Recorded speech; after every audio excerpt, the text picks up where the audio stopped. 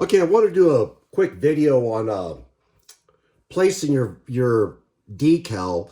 So obviously you can see, let me back this up a little bit here. So you can see this square area here. Let's say, I want to kind of get in the center of this area. Let me get the camera going here straight.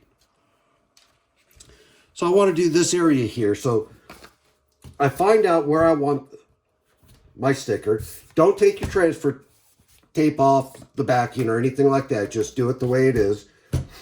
Find out where you want it. Get your measurements if you need them, level, whatever it is you need. And there's two tricks you could do. Take some masking tape, right? Okay, there are two different ways you could do this. I'll do the one way where, let's say this is it. This is where I want it. I'm going to put it up on the edge, right? So I know when I take off the backing paper, that's where I want the height. And then I can do the edge the same way. So let me just take the camera and show you how we did this. So you could just put it on the two corners, and you could do all four corners if you want. But this kind of, when you take off your backing paper, your transfer tape is going to be the same. So I would just simply, let's say I had the transfer or the backing paper off, and now I've just got just the transfer tape and my decal. Be careful not to lay the whole thing down because it's going to stick wherever you end up laying it. So hold it, place it in the corner in the one, and then slowly holding up this corner. You've got this stuck now. Kind of work back and forth. Of course, it'd be sticking. Back and forth as you bring down the corner to keep from air bubbles getting in there. Another option is you could go ahead and place some tape over, a little bit over on the backing, and then take a razor blade, let me find one here, and just cut the tape. So now when you remove the backing paper from the transfer tape and your decal, you're going to have this piece of blue tape on there, and you would just line up all the edges, and that's going to put you right back in the same location. Trick is you only want to do start at one area, corner, top, side, bottom, whatever it's going to be. Work your way down or across or however to smooth out the air bubbles. Now, if you get an air bubble in there, don't panic.